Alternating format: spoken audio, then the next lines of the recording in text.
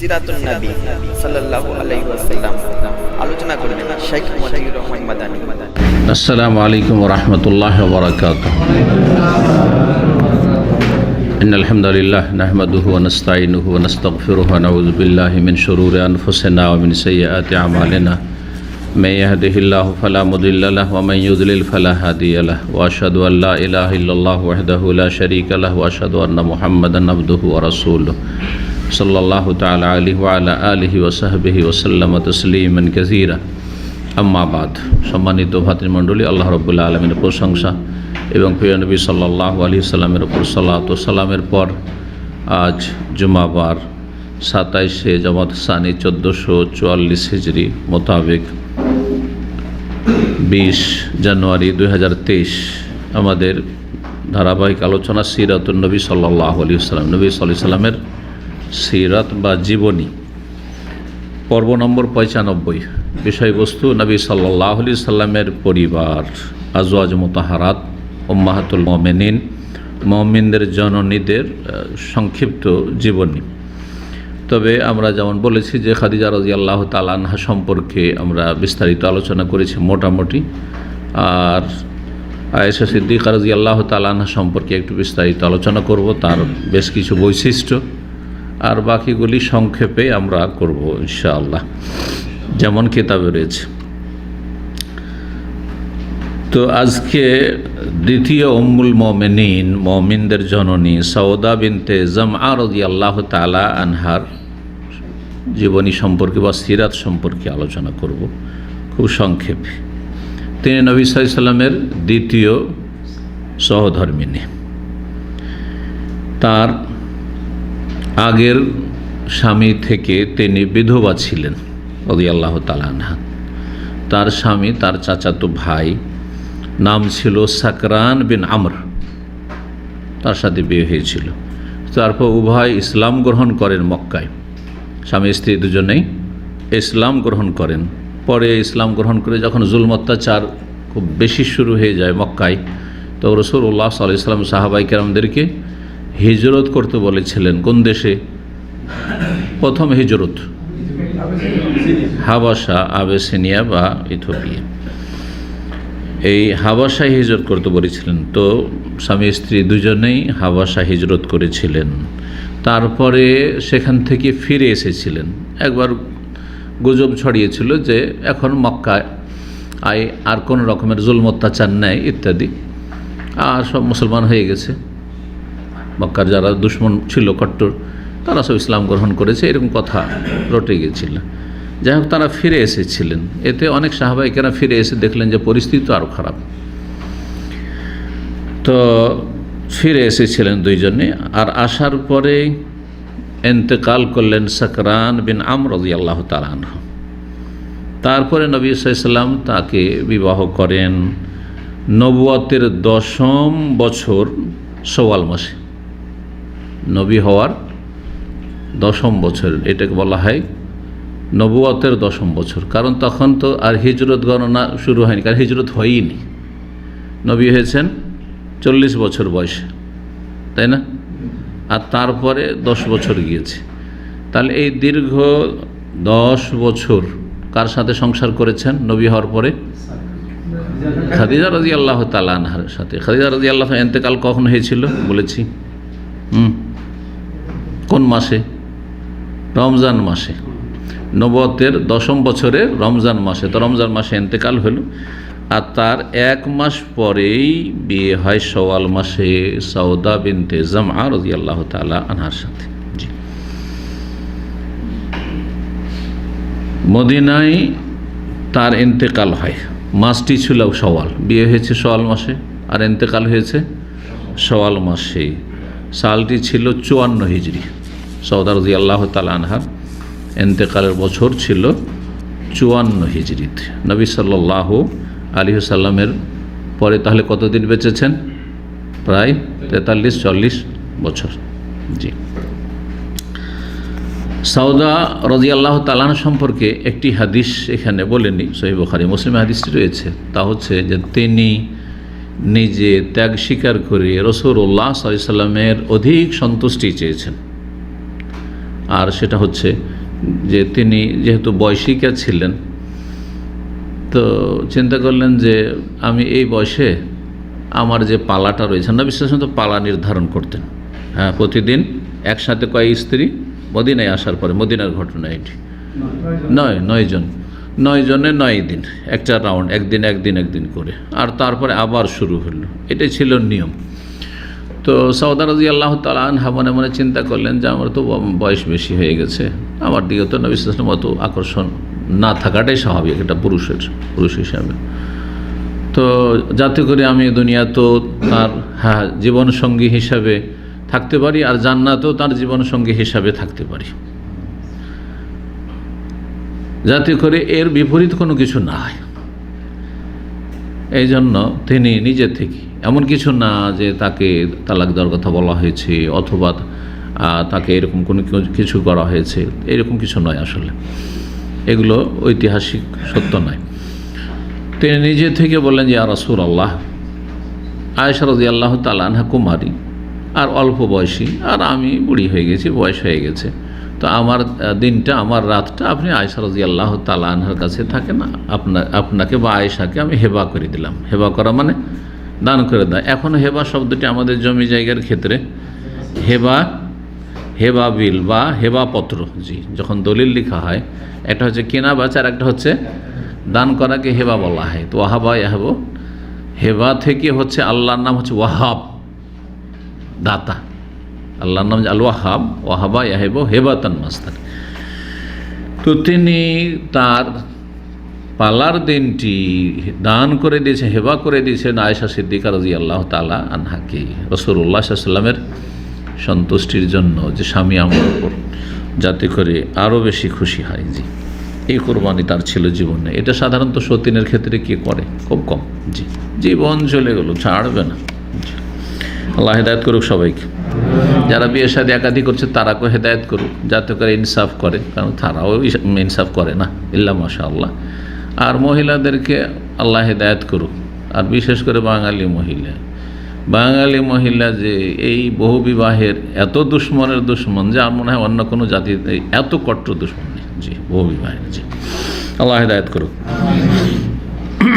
মিডিয়ার কুপ্রভাব সবচেয়ে বেশি পড়েছে এদের উপর মনে হচ্ছে। তারপরে আলোচনা করব উম্মুল মুমিনিন আয়েশা সিদ্দিকা বিনতে সিদ্দিক রাদিয়াল্লাহু তাআলা আনহা সম্পর্কে, বা আনহুমা। আয়েশা রাদিয়াল্লাহু তাআলা আনহাকে সিদ্দিকা উপাধি দেওয়া হয়েছে, আর তার পিতা আবু বকর তিনিও সিদ্দিক রাদিয়াল্লাহু তাআলা। নবী সাল্লাল্লাহু আলাইহি ওয়াসাল্লাম তাকে বিয়ে করেছিলেন নবুয়তের 11 বছরের শাওয়াল মাসে। তার মানে সাউদা রাদিয়াল্লাহু তাআলা আনহা তাহলে একাই থেকেছেন কতদিন? প্রায় 1 বছর। নবুয়তের 10ম বছরে বিয়ে হইল শাওয়াল মাসে, আর 11 বছরে নবুয়তের বিয়ে করলেন কাকে? আয়েশা রাদিয়াল্লাহু তাআলা আনহাকে। বাদা সাউদাতে বেসানা, সাউদা রাদিয়াল্লাহু তাআলা আনহাকে বিয়ে করার 1 বছর পরে। কিন্তু তখন আয়েশা রাদিয়াল্লাহু তাআলা অত্যন্ত কচি ছিলেন, নাবালিকা ছিলেন, যার ফলে তাকে বিদায় করে দেওয়া বা উঠিয়ে দেওয়া হয়নি, স্বামীর ঘরে পাঠানো হয়নি। স্বামীর ঘরে পাঠানোর ক্ষেত্রে শরীয়তের বিধান হচ্ছে যে সাবালিকা হইতে হবে। জি, স্বামীর কাছে যাওয়ার যোগ্য হইতে হবে। এই নয় যে আমাদের দেশে যেমন গ্রাম অঞ্চলে বাল্যবিবাহ এক সময় তো হইতো, আর ছোট ছোট মেয়েদের বিয়ে দিয়ে দিল, আর বিয়ে দিয়েও শ্বশুরবাড়ি যাওয়া শুরু করে দিল, আর ঘর তো দিবে না, ঘর দেওয়া বলে আমাদের অঞ্চলে। হ্যাঁ, কারণ এখন বকি আছে, ছোট হয়ে আছে, তো ছেলে বড় হইলো, বউ ছোট হয়ে আছে, সেই জন্য ঘর তো দিবে না। কি করে? ও শাশুড়ির কাছে ঘুমায়। দেখেছেন এরকম চিত্রগুলি গ্রাম অঞ্চলে, না শুনেছেন? আজকাল তো এরকম ছোট বিবাহ খুব কম হচ্ছে, কিন্তু হয়, পল্লী গ্রামে হয়, বা এক সময় তো খুবই বেশি হতো, আমরা এগুলো অনেক দেখেছি। আর তার উপরে শাশুড়ি ঘরে থাকে, ওর মাঝখানে ভিতর ওরা তো চেষ্টা করে একে অপরের, যদি মেয়েটা চেষ্টা না করতে ছেলে তো চেষ্টা করে। তখন কোথাও গোয়াল ঘরে, গরু ছাগলের ঘরে, কোথাও গোয়ালের যে খাবার দাবার রাখা আছে সেই ঘরে, আর না হইলে কোথাও লুকিয়ে চুরিয়ে, কোথাও এদিক সেদিক, এই সব ধান্দা করে। এটা ইসলাম শিখায় না। যতক্ষণ নাবালিকা আছে ততক্ষণ বিদায় করবে না, স্বামীর ঘর উঠিয়ে দেবে না। এটা শরীয়ত। আর এটা আমাদের সমাজ ছাড়া অন্যান্য সমাজে আরব দেশে আছে, এখনও আছে। বিয়ে হয়ে যায় 3 বছর 4 বছর আগে, আর তারপরে অলিমার অনুষ্ঠান করে তখন স্বামীর ঘরে বিদায় করা হয়। তার আগ পর্যন্ত কোনোদিন শ্বশুরবাড়ি যাবে না, একদিনও যাবে না। বিয়ে হয়ে গেছে, হয়তো বিয়ে আছে, হ্যাঁ দেখা সাক্ষাৎ, দিনে দেখা সাক্ষাৎ গেল, 1 ঘন্টা গেল, হয়তো শ্বশুরবাড়ি গিয়ে মজলিসে বসে দেখা সাক্ষাৎ করে চলে আসুন, গড়ও দেবে না শ্বশুরবাড়ি গেলে, যদিও সাবালিকা হয়। এটা আরবদের মধ্যে এখনও আছে।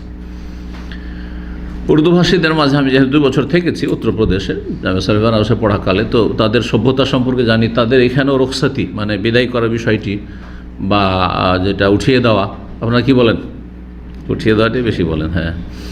তো কোনো অঞ্চলে বিদায় করা, শ্বশুরবাড়ি বিদায় করা, কোনো অঞ্চলে উঠিয়ে দেওয়া, স্বামীর ঘরে উঠিয়ে দেওয়া, যেটাই বলেন, এটা হচ্ছে জাফাফ। আরবিতে হচ্ছে জাফাফ, মানে বাসরের দেওয়া, জি, স্বামীর ঘরে উঠি। তো আল্লামা আলবানী রাহিমাহুল্লাহর আদাবুজ জাফাফ, হ্যাঁ, বাসর রাতের আদব বা শিষ্টাচার সম্পর্কে একটি খুব গুরুত্বপূর্ণ বই আছে। যারা অবিবাহিত তারা ওই বইটি অবশ্যই পড়বেন বিয়ে শাদীর আগে। যারা বিয়ে করেনি, কে বিয়ে করেনি এখানে? ব্যাস 1-2 এই বইটা পড়া উচিত, এই বইটা পড়া উচিত। আমরা কত কাল আগে বিয়ে করেছি, 1988-তে। তারপরে বিয়ের আগে আমি 2 বই, ইসলামিক বই আছে, 2 বই পড়েছি। একটা আদাবুজ জাফাফ আল্লামা আলবানীর, আরবিতে পড়েছি, যখন বাংলা অনুবাদ হয়নি। আর বাংলায় কেন পড়বো, যেহেতু আরবি বাংলার চাইতে বেশি বুঝি আমি, আলহামদুলিল্লাহ রাব্বিল আলামিন। তো উর্দুতে পরে অনুবাদ হয়েছে, তারপরে বাংলায় হয়েছে, পরে দেখলাম এটা 10-15 বছর থেকে বাংলায় হয়েছে। আর তার আরেকটি বই আছে ইস্তাম্বুলি একজন আলেম, মাহমুদ ইস্তাম্বুলির বই আছে, তোহফাতুল উরস, বিয়ে শাদীর তোহফা। এই 2 বই ভালো বই, মানে ইসলামী দৃষ্টিভঙ্গিতে লেখা হয়েছে। এছাড়া কোক শাস্ত্র, বুঝেন আপনারা?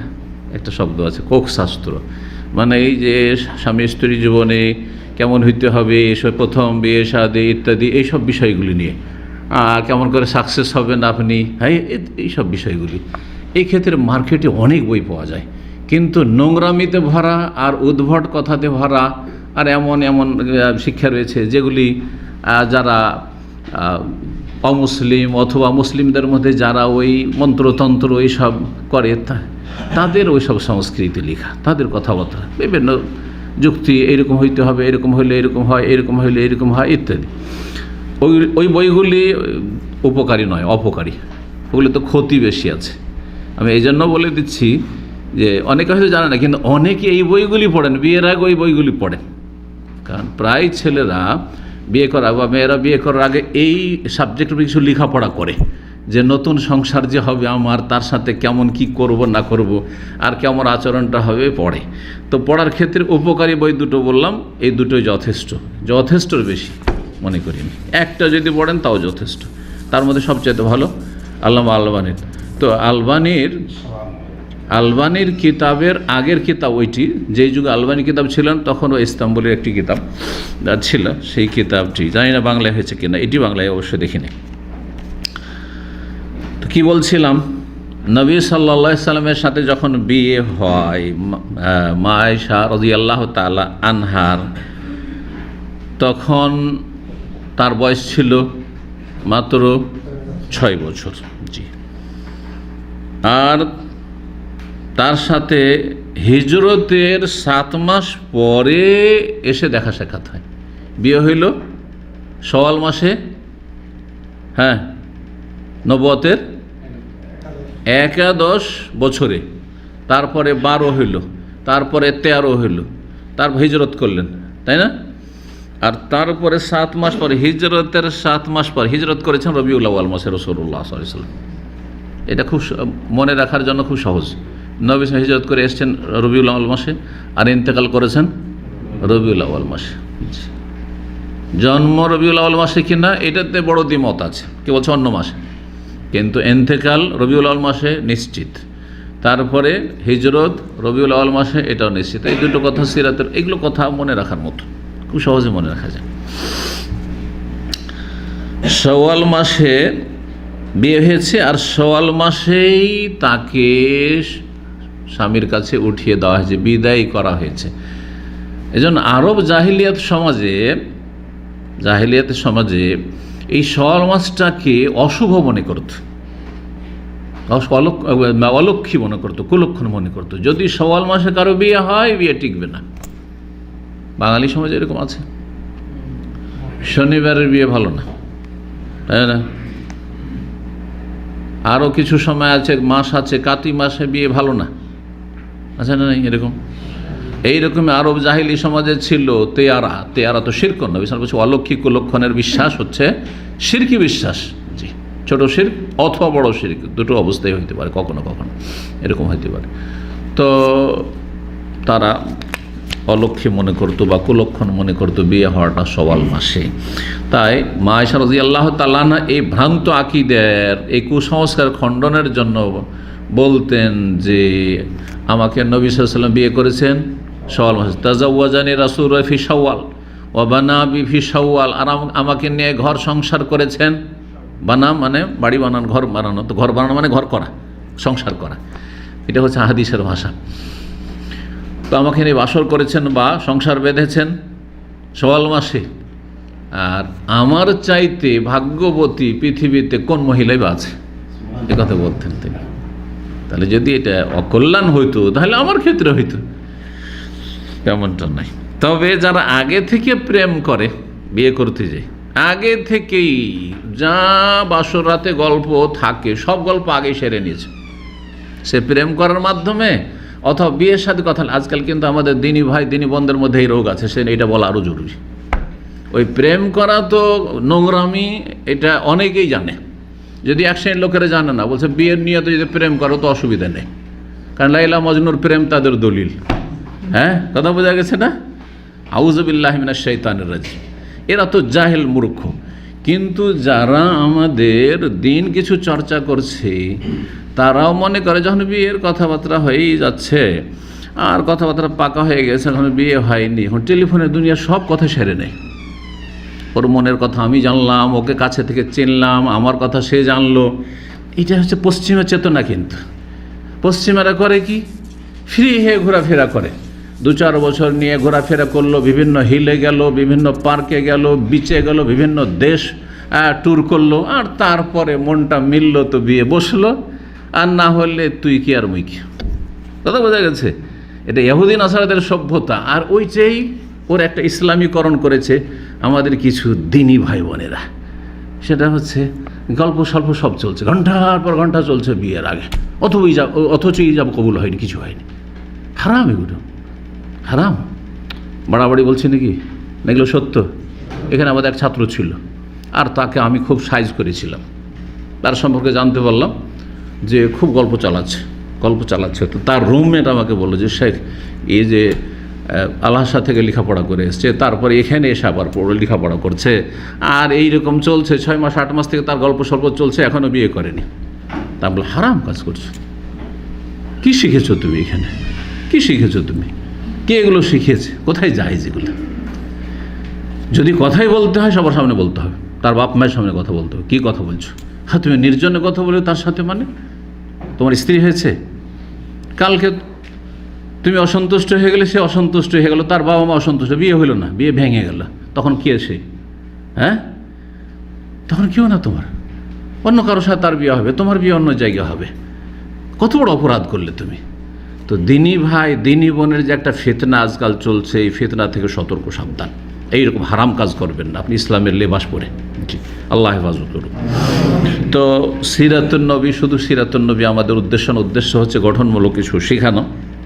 সেই জন্য বললাম 6 বছর বয়সে বিয়ে করেছেন। এসবের উপর অনেক আপত্তি আছে কাফেরদের, হ্যাঁ, বিজাতির। তারপরে আমাদের মুসলিম সমাজের মুনাফিক যেগুলো নাস্তিক, ইসলামের দুশ্মন, যেগুলো ঘরের দুশ্মন বাইরের দুশ্মন। এক কথা আমি বলি, ঘরের দুশ্মন হচ্ছে নাস্তিক, আর যেগুলো ইসলাম বিদ্বেষী মুনাফিক কপট, আর নাস্তিকগুলি হচ্ছে মুনাফিক, আর বাইরের দুশ্মন হচ্ছে বিজাতি যত আছে, লেখক আর বক্তা আর বিভিন্ন আপনার মিডিয়ার যেসব লোকেরা।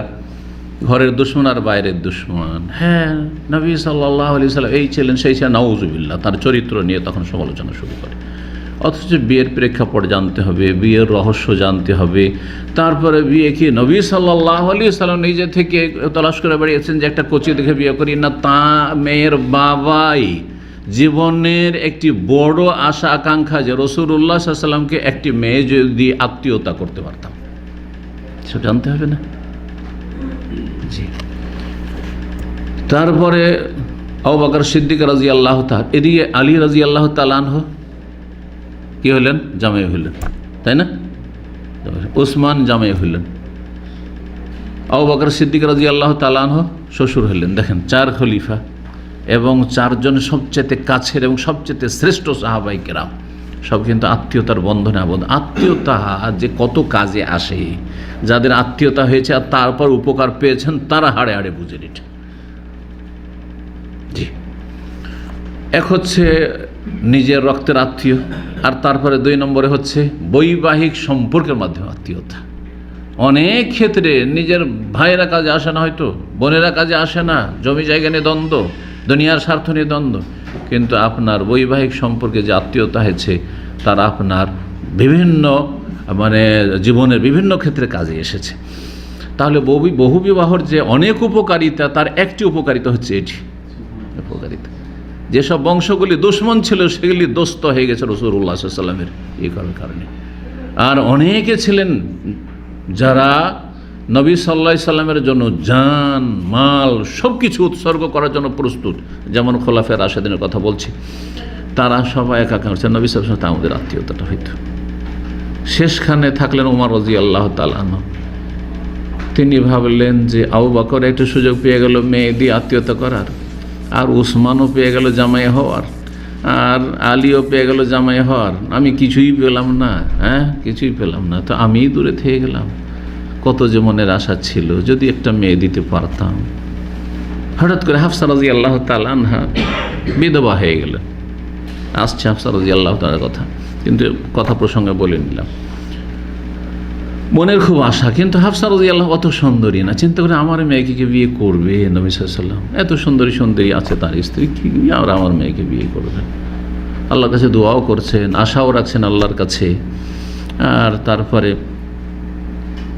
এই আশা নিয়ে আছেন আবু বকর। তারপরে এত সাহস করেননি যে রাসূলুল্লাহ আমার মেয়েকে বিয়ে করবেন। তুই দেখো আবু বকর, কমপক্ষে আবু বকরকে তো দিই, ওর সাথে একটা আত্মীয়তা করি।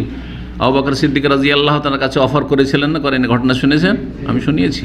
হ্যাঁ, আবু বকর আর মেয়েটা বিধবা হয়েছে, ইদ্যত পার হয়ে গেছে, তো তুমি কি বিয়ে করবে? তাহলে বোঝা গেল মেয়ের বাবা ভালো ছেলেকে অফার করাটা কোনো আইবের কথা, দোষের কথা নয়। যারা দোষের কথা মনে করে তাদের মধ্যে জাহিলিয়াতের রোগ আছে, জাহিলিয়াত আছে। অথবা অফার করলেন তারপরে সে রেজেক্ট করে দিল, না করে দিল, তখন মনোকষ্ট পেলেন, আর তোর সাথে আমার চলাফেরাই নেই। তুই যখন আমার কথাটা রাখলি না, তোকে দেখবোই না, তোর সাথে দেখা সাক্ষাৎই করবো না। টেলিফোন রাত দিন ওর সাথে কথা হতো, আর কোনো যোগাযোগ নেই করছে। অনেকে মাদ্রাসা বড় ওরা এরকম করছে। কথা বোঝা গেছে? হইল না তাতে কি আছে? কিন্তু আমি দেখেছি আলহামদুলিল্লাহ মদিনা ফারেক এমন আমার দিনী ভাইদেরকে দেখেছি বিয়ে শাদী হয়নি, দেখার পর বিয়ে শাদী হয়নি, তারপর আগের যে সম্পর্ক ছিল ওই রকমই সম্পর্ক আছে। এই রকম হইতে হবে যে আমাদের সম্পর্কের কোনো যেন প্রভাব না পড়ে। হইলো না হইলো এই কি না বেচার মতো। আপনার কাছ থেকে এই জ্যাকেটটা পছন্দ লেগেছে, মাশাআল্লাহ তাবারাকাল্লাহ ভাই দিবেন, হইলো না হইলো তবে সম্পর্ক খারাপ দিলেন না সেই জন্য। হ্যাঁ, ঠিক ওই রকমই আকদে বাই আর আকদে জওয়াজ একই জিনিস। বিবাহকে আকদ বলা হয় আর ব্যবসা বাণিজ্যকে আকদে বলা হয়। জি, চুক্তি। তো নবী সাল্লাল্লাহু আলাইহি ওয়াসাল্লামকে আবু বকর সিদ্দিক রাদিয়াল্লাহু তাআলা আনহু মেয়ে দিয়েছেন, এটা তার পক্ষ থেকে অফার। এবং তিনি এটাকে যে কত বড় আল্লাহর নিয়ামত মনে করেছে, একটা মেয়ে আমি দিতে পেরেছি নবী সাল্লাল্লাহু আলাইহি ওয়াসাল্লামকে। জি। তারপরে আরবদের মধ্যে এখন পর্যন্ত বয়সের তারতম্যে বিয়ে শাদী এখনও বিদ্যমান, আপনাদের জানা আছে যারা এখানে বসবাস করছেন। বড় মানুষ 18 বছর মেয়েকে বিয়ে করছে না, পয়সা আছে বিয়ে করছে, 60 বছর 70 বছর মানুষ বিয়ে করছে। তারপরে এইটা হচ্ছে চুক্তির বিষয়। মেয়ে যদি রাজি থাকে, জবরদস্তি না করা হয়, মেয়ের বাবা যদি অলি রাজি থাকে, তো কোনো অসুবিধা নেই। বয়সের পার্থক্যের সাথে বিয়ে হইতে পারে, কোনো অসুবিধা নেই। এ তো হচ্ছে দুই পক্ষের সম্মতির বিষয়। জবরদস্তি হারাম, কেউ জবরদস্তি করে না।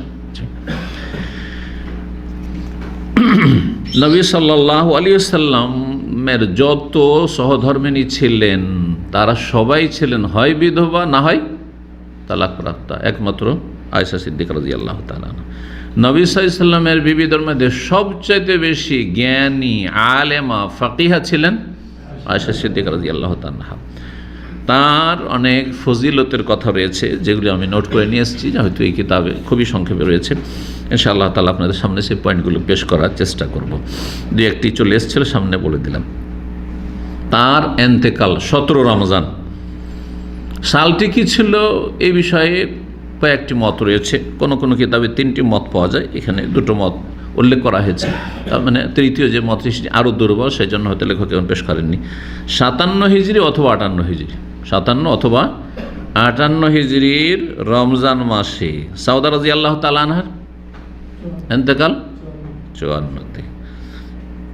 তাকে দাফন করা হয়েছে বাকির কবরস্থানে, জান্নাতুল বাকি বলবেন না, বাকির কবরস্থানে মাকবারাতুল বাকিতে দাফন করা হয়েছে। আয়েশা রাদিয়াল্লাহু তাআলা আনহা সম্পর্কে আজকে একটু বিস্তারিত আলোচনা করে নিই, আর তারপরে বাকিগুলি ইনশাআল্লাহ যেমনটা বললাম আগামী সপ্তাহগুলি থেকে ইনশাআল্লাহ সংক্ষেপে আলোচনা পেশ করব। মা আয়েশা রাদিয়াল্লাহু তাআলা আনহার অনেক বৈশিষ্ট্য কোরআনে কারীম এবং হাদিস দ্বারা প্রমাণিত, এমনকি কোরআনে কারীমেও তার বৈশিষ্ট্য মজুদ রয়েছে, তার ফজিলতের দিক মজুদ রয়েছে। প্রথম বৈশিষ্ট্য তার বা প্রথম ফজিলত হচ্ছে যে মহান আল্লাহ তাকে প্রিয় নবী সাল্লাল্লাহু আলাইহি ওয়াসাল্লামের সহধর্মিণী হিসাবে, জীবন সঙ্গিনী হিসাবে মনোনীত করেছেন দুনিয়াতে এবং আখিরাতে। নবী সাল্লাল্লাহু আলাইহি ওয়াসাল্লাম বিবিগণ যেমন দুনিয়াতে নবী সাল্লাল্লাহু আলাইহি ওয়াসাল্লামের সহধর্মিণী, তেমনি জান্নাতে, কারণ তাদেরকে অন্যের বিবাহ করা হারাম। ওয়াজওয়াজুম মাহাতুম, পক্ষান্তরে পৃথিবীতে কোনো মানুষ নাই যে তার স্ত্রীকে অন্য কেউ যদি বিয়ে করে তার ইন্তেকালের পরে তা হারাম, এরকম কোনো মানুষ নেই, কোনো সাহাবীও নেই, কাউকে এই মর্যাদা দেওয়া হয়নি। বুঝা গেছে? ওয়ালা আনতান কেহু আজওয়াজাহু মিন বাদিহি আবাদা, আল্লাহ বলছেন সূরা আহজাবে। আরও আল্লাহর বিধান হচ্ছে যে ওয়ালা আনতান কেহু আজওয়াজাহু, নবী সাল্লাল্লাহু আলাইহি ওয়াসাল্লামের আজওয়াজদেরকে, আজওয়াজ মুতাহারাতকে, সহধর্মিণীদেরকে তোমরা কখনো বিয়ে করতে পারবে না, আবাদান, কখনো বিয়ে করতে পারবে না। কেন? ইন্না যালিকা কানা ইউযিন নবী, এটা তোমার পক্ষে, তুমি একজন উম্মত রাসূলুল্লাহ সাল্লাল্লাহু আলাইহি ওয়াসাল্লাম, ভালোবাসা তোমার ফরজ, তুমি এর মাধ্যমে তাকে কষ্ট দেবে। স্বাভাবিক, এটা কষ্টের বিষয়। আপনি যদি তালাকও দিয়ে দেন, হ্যাঁ, কোনো স্ত্রীকে, তারপর অন্য কেউ বিয়ে করে, তারপরও সেটা আপনার জন্য কষ্ট, অথচ তার সাথে সম্পর্ক নেই, তারপরও এটা আপনাকে একটা কষ্ট লাগবে যে আমি যার সাথে সংসার করেছি তাকে নিয়ে অন্য কেউ সংসার করছে, আছে না নাই? জি হ্যাঁ। কিন্তু অন্যের ক্ষেত্রে আল্লাহ রাব্বুল আলামিন জায়েজ করেছেন, বরং সেটাই উত্তম। যদি গুনাহের আশঙ্কা থাকে বিশেষ করে তো জরুরি বিয়ে করা। তো দুনিয়া এবং আখিরাতের নবী সাল্লাল্লাহু আলাইহি ওয়াসাল্লামের বিবিগণ তার বিবি, কিন্তু অন্যের ক্ষেত্রে সেটা নয়। যদি বিধবা হওয়ার পরে থেকে যায় তাহলে তো তার বিবি ইনশাআল্লাহ, দুজনে জান্নাতি হইলে। আর যদি অন্য কোথাও বিবাহ বসে যায় তো একটি হাদিস দ্বারা প্রমাণিত, আগে আলোচনা করেছি একটি আলোচনায়, যে তাহলে সর্বশেষ যে স্বামী হবে তাকে আল্লাহ দেবেন, কারণ আগের স্বামী ক্যান্সেল হয়ে গেছে যখন পরে বিবাহ হয়েছে। মা আয়েশা রাদিয়াল্লাহু তাআলা আনহা এবং একটি হাদিস বর্ণনা এই মর্মে, কালা রাসূলুল্লাহ সাল্লাল্লাহু আলাইহি ওয়াসাল্লাম, রাসূল বলেছেন উরিতুকে ফিল মানামে সালাসা লায়ালিন।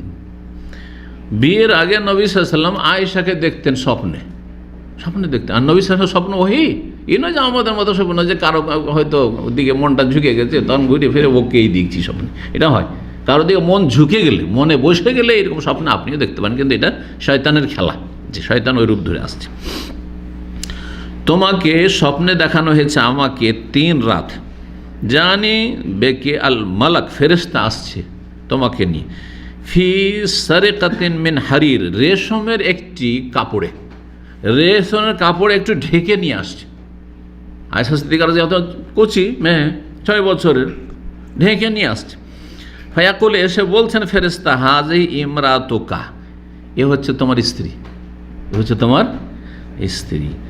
ফাকশিফু আন ওয়াজহিকা, তখন তোমার মুখটা আমি খুলে দেখি কে এটা। খুলে দেখছি ফায়জা আনতে হিয়া, দেখছি যে তুমি আয়েশা। হ্যাঁ, তোমার বাবার বাড়িতে সকাল বিকেল নবী সাল্লাল্লাহু আলাইহি ওয়াসাল্লাম আবু বকরের বাড়িতে যেতেন, আর কচি সামনে আসতেন আয়েশা রাদিয়াল্লাহু তাআলা আনহা।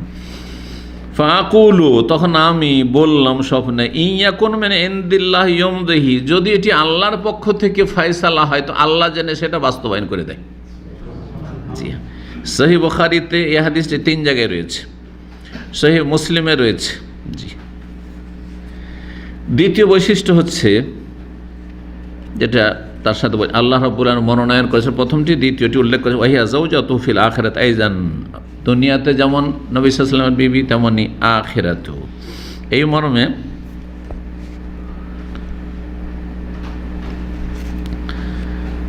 আবু ওয়াইল বর্ণনা করেছেন, লাম্মা বাসা আলিউন আম্মারান ওয়াল হাসান আল কুফা, আলী রাদিয়াল্লাহু তাআলা আনহু আম্মার বিন ইয়াসিরকে আর হাসানকে ছেলেকে কুফা পাঠিয়েছিলেন। লিয়াস্তানফিরাহুম খাতবা আম্মার ফাকাল ইন্নী লা আলামু আন্নাহা যাওজাতু নবিয়্যিকুম ফিদ দুনিয়া ওয়াল আখিরাহ। তারপরে বলছেন আলী রাদিয়াল্লাহু তাআলা যে আমি ভালো করে জানি যে আয়েশা রাদিয়াল্লাহু তাআলা আনহা হচ্ছেন তোমাদের নবীর সহধর্মিণী দুনিয়া এবং আখিরাতে। ঘটনা ছিল আসলে ওই জামালের যুদ্ধ। জামালের যুদ্ধ তো যারা মাঝখানে মুনাফিক, কপট টাইপের মুনাফিক, তারা রাতের অন্ধকারে লাগিয়ে দেয়, কিন্তু আয়েশা রাদিয়াল্লাহু তাআলা তো কোনো লড়াইয়ের কল্পনা করে যাননি, গিয়েছেন যে উসমান রাদিয়াল্লাহু তাআলাকে শহীদ করা হইল এইভাবে, আর যারা শহীদ করলো এইসব বিদ্রোহীগুলি, সেগুলি গিয়ে আশ্রয় নিয়ে আছে আলী রাদিয়াল্লাহু তাআলার সাথে, ডানে বামে ঘুরতে আছে, তো এই লোকগুলিকে ধরছে না কেন, শাস্তি দিচ্ছে না। চলো এই বিষয়ে আলোচনা করা যাক। তবু তিনি যেতে চাইছেন, কিন্তু সাহাবায়ে কেরামগণ তাকে খুব অনুরোধ করে তাকে বাধ্য করলেন যে না চলেন, আপনি বললে কাজ হবে, না চলেন। এইভাবে আয়েশা রাদিয়াল্লাহু তাআলা চলে গেলেন, কিন্তু পরে অনুতপ্ত হয়েছিলেন যে আমার যাওয়াটাই ভুল হয়েছে। ওহি তো আসে না যে মানুষ ভুল করবে না, ভুল করেছিলেন। এ কথা তিনি নিজেই বড় আক্ষেপ করতেন যে আমার এই সফরের সিদ্ধান্ত ভুল সিদ্ধান্ত ছিল রাদিয়াল্লাহু তাআলা আনহা। তো ওখানে গিয়ে রাতের অন্ধকারে যখন দেখলো এই যে বিদ্রোহী যারা খুনি ছিল উসমান রাজা, তারা দেখলো যে দুই পক্ষ কিন্তু মীমাংসা হতে যাচ্ছে। আয়েশা রাদিয়াল্লাহু তাআলার সাথে যারা এসছে, হ্যাঁ, ওসমান রাদিয়াল্লাহু তাআলা আনহুর রক্তের কিসাস নেওয়ার দাবি নিয়ে, তাদের সাথে তো আলী রাদিয়াল্লাহু তাআলার মীমাংসা হয়ে যাচ্ছে, প্রায় মীমাংসা হওয়ার উপক্রম। এখন সকাল হলেই তো আমাদেরকে ধরা হবে আর সবকে জবাই করা হবে, কেন কিসাস, খুনের বদল খুন। তো রাতের অন্ধকারে দিল হামলা করে, তখন ওরা ভাবলো এ তো গাদ্দারি করে দিল। আরেক দল ভাবলো যে আমরা ঘুমিয়ে আছি, সকাল ফয়সালা হয়ে যাওয়ার কথাই হোক। তো এরকম হয়েছিল আসলে। তো এই বিষয়গুলো অনেকে না জানার কারণে অনেকে মনে করে যে তারা আপোষে লড়াই করেছে, না, তৃতীয় পক্ষ শত্রুতা করেছে।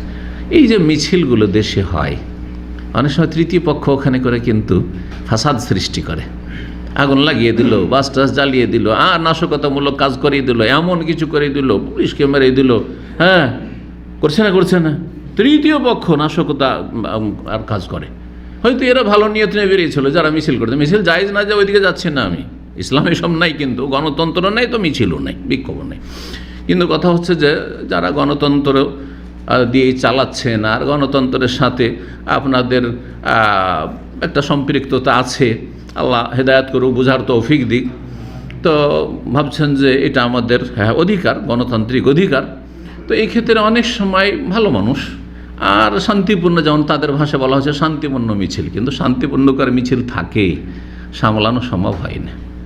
ঘরের স্ত্রী এটাকে সামলাইতে পারেন না, 5টা ছেলে হয়েছে সেগুলি কি সামলাইতে পারছেন না, আর আপনি রাস্তায় বের করে দিয়ে দলে দলে বের হইতে আছে, আসতে আছে, আর সবকে সামলে নেবেন নাকি?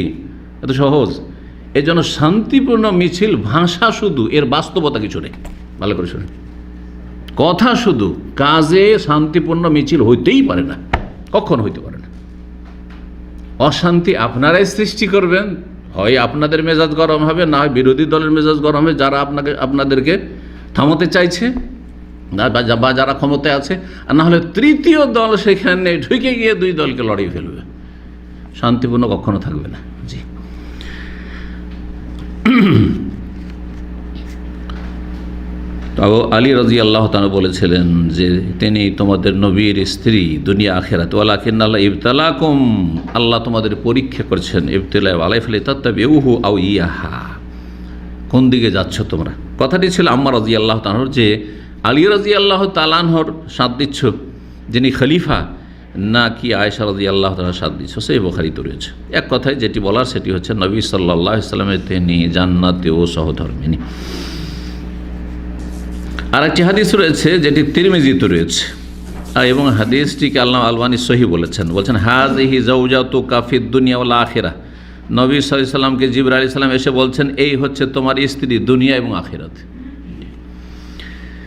3 নম্বর বৈশিষ্ট্য হচ্ছে যে জিবরাইল আলাইহিস সালাম এসে মা আয়েশা রাদিয়াল্লাহু তাআলা আনহাকে সালাম বলতেন।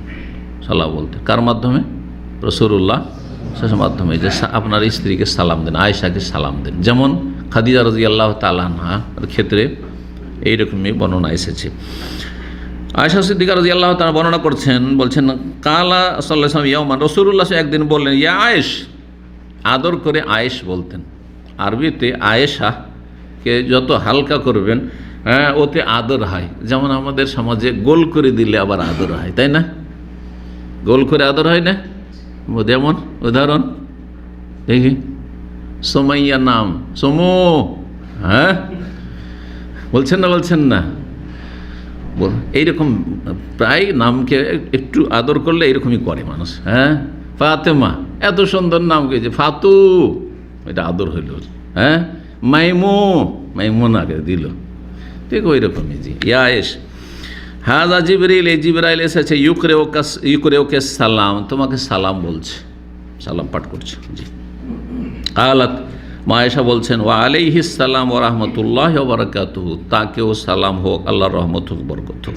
তারা মালা নারাদ ইয়া রাসূলুল্লাহ, হে আল্লাহ রাসূল, আপনি এমন কিছু দেখছেন আমরা দেখতে পাই না। জিবরাইল এসে আছে সামনে, আমাকে সালাম বলছে, আমি দেখতে পাই না, আপনি দেখছেন। জি, আল্লাহু আকবার। সহিহ বুখারীতে 2 জায়গায় হাদিসটি রয়েছে। চতুর্থ বৈশিষ্ট্য হচ্ছে যে একমাত্র মা আয়েশা সিদ্দিকা রাদিয়াল্লাহু তাআলা আনহার বাড়িতে এমনকি বিছানা, একই বিছানায় থাকতেন, একই লেহাফে, লেহাফ কম্বল যে গায়ে দেন, লেহাফটাকে আসলে আরবি শব্দ কিন্তু এটি লেহাফ, হা দিবেন দিয়ে উচ্চারণ করে বলবেন, তখন ওর নাম লেহাফ। কিন্তু আমরা বলি লেপ বলেন কোনো এলাকায়, আমরা তো আর একটু টেढ़া করে বলি, আবার ওই রাজশাহী মালদাহর লোকেরা, হ্যাঁ আমরা বলি ল্যাপ, কথা বুঝছেন না? লেপ মানে তো লেপা, আবার হ্যাঁ বাড়িঘর লেপা পুছা, এটা হয়ে যায় আবার মাটির বাড়ি, তো ওই জন্য ল্যাপ করে। জি, তো আসলে লেহাফ শব্দটি, আর ইলতেহাফ মানে কোনো কিছু জড়িয়ে নেওয়া, যে গায়ে জড়িয়ে নেওয়াকে লেহাফ বলা। এই যে এটা জড়িয়ে নিলাম, এটা হচ্ছে লেহাফ, ইলতেহাফ। দাদা বোঝা গেছে? তো এখান থেকে তো আরবি শব্দ, নিচেও আরবি শব্দ। এই জন্য মাঝে মাঝে বলি যে আমাদের মাতৃভাষাতে অনেক আরবি শব্দ আছে, কিন্তু আমরা জানি না, বিকৃত করেছি। তার মধ্যে একটি বলা হচ্ছে যে বরগুনা, এমন করে ওকে বিকৃত করা হয়েছে যে বোঝাই যায় যে শব্দটি আরবি। বরগুনা আসলে ছিল বাহারুল গেনা, বাহার মানে সাগর, আর গেনা মানে ধন। তো বাঙালি জাতি এত ধনী ছিল যে যখন আরবরা গিয়ে বরগুনার এতে নামলো, সাগরের তীরে যখন নামলো, ওখানে নামার পর দেখলে আরে এত সুন্দর ফসল এই দেশে, জীবনেও কখনো দেখেনি। না ইয়ামানের লোকেরা সব ব্যবসায়িক ছিল, তারাও দেখেনি, আর মক্কার লোকও দেখেনি, একটা ফসলও তো দেখতে পাই না। হ্যাঁ, এখন পর্যন্ত তেমন কোনো ফসল হয় না, সামান্য কিছু। আর এত ফসল, আমাদের 3 ফসলের জমি আছে, বছরে 3টা ফসল হচ্ছে, এমনও জমি আছে। এইসব দেখার পরে আর ফল মূল যত রকম দুনিয়ার নিয়ামত থাকে সব কিছু ভরা, হচ্ছে হাজা বাহারুল গেনা, এ হচ্ছে ধনের সাগর, এই দেশ এ হচ্ছে ধনের সাগর। বাঙালিরা ওকে গোল করতে করতে দিল বরগুনা করে, কথা বোঝা গেছে? বরগুনা। ওইরকম বলা হচ্ছে কেরালা সম্পর্কে, কেরালায় যখন নামলো, ওখানেও সাগর, ভারত মহাসাগর, সেখানে গিয়ে যখন নামলো হাজা খায়রুল্লাহ, কি বললো? হাজা খায়রুল্লাহ, হচ্ছে আল্লাহর খায়র, আল্লাহর রুজি, আল্লাহর কল্যাণ। তখন ওরা করে দিল কি, খাকে ক করে দিল, হ্যাঁ, দিয়ে কেরালা বানিয়ে দিল। কথা বোঝা গেছে? এই হচ্ছে কথা। মালিয়ালাম, তাদের ভাষার নাম কি? মালিয়ালাম। মালিয়ালাম আসলে হচ্ছে মালায়ুলাম। আরবরা গিয়ে দেখলো সব ভাষাই তো শিখতে পারলাম, কিন্তু এই কেরালা ভাষা শিখাবো মুশকিল। তখন ওরা বলল মালায়ুলাম, এমন ভাষা যেটা জানাই মুশকিল, জানা মালায়ুল, এমন ভাষা যেটা জানা মুশকিল, জানা যাবে না, শেখা সম্ভব না, মালায়ুলাম। তো সংক্ষেপ করে কি হয়ে গেল? মালায়ালাম হয়ে গেল। জি, তো এইরকম হয়েছে। আল্লাহু আকবার। তো নবী সাল্লাল্লাহু আলাইহি ওয়াসাল্লাম তার বাড়িতে থাকতেন, আর সেখানে ওহী নাজেল হইতো। অনেক সময় একই লাফে শুয়ে আছেন স্বামী স্ত্রী, সেই সময় ওহী চলে আসত। জি, এই মর্মেও হাদিস রয়েছে, যে হাদিসটি লম্বা সময়ের স্বল্পতার জন্য হাদিসটি পুরো উল্লেখ করেছে, সহিহ বুখারীতে রয়েছে হাদিসটি 2 জায়গায়।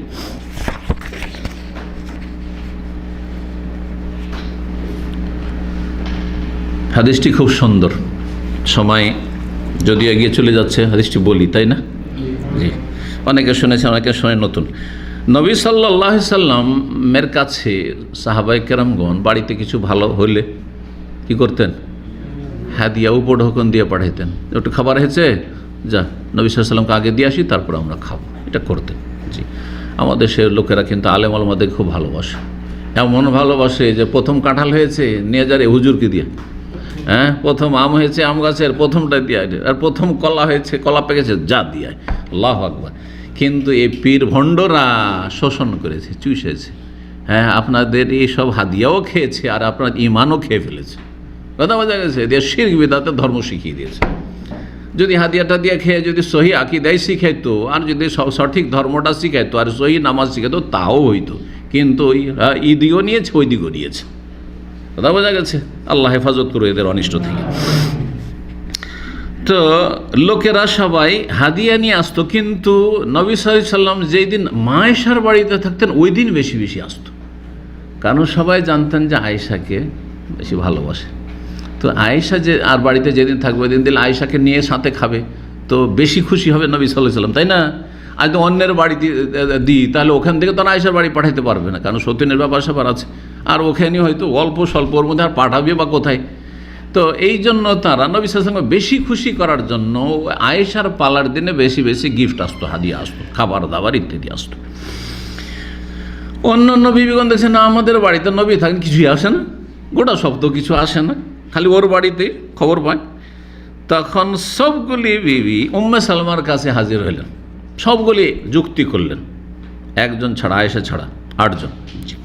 ফাকালনা লাহা, উম্মে সালমাকে এসে বলেছে, ইন্নান নাসিয়া তাহাররাউনা বিহাদায়াহুম ইলা ইয়াউম আয়েশা, সবাই খালি তলাশ করে কোন দিন আয়েশার পালা আছে, কোন দিন আয়েশার পালা আছে, ওই দিন শুধু নিয়ে আসে।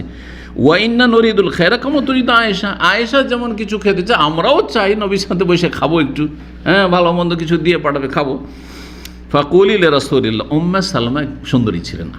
আয়েশা রাদিয়াল্লাহু তাআলা পরে উম্মে সালমা অত্যন্ত সুন্দরী ছিলেন, যদি একটু বয়স বেশি ছিল, 35-এর মতো, কিন্তু খুব সুন্দরী ছিলেন। আর 35 বয়সের সৌন্দর্য থাকে, ভালো সুন্দরী ছিলেন।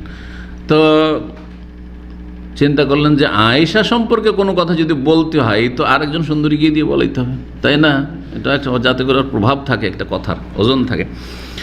তো উম্মে সালমার কাছে এই জন্য এসেছিলেন যে বলেন, ফাকুলিল রাসূলুল্লাহ বলে, ইয়া আমরুন নাস আইয়ুহুদুল্লাহু আইনা মাকান, জনগণকে আলোচনার সময় একটু বলে দিবে যে দেখো তোমরা হাদিয়া দিচ্ছ ঠিক আছে, শুধু একদিনে এত বেশি করে সবাই নিয়ে চলে আসো, এরকম করে আসো, প্রতিদিনই দিও, প্রতিদিন তোমরা দিও, এই কথাটা যেন বলে দেন। নবী সাল্লাল্লাহু আলাইহি ওয়াসাল্লাম, সেটা কেন বলবো আমি, মানে এইটা তো বলা যাবে না।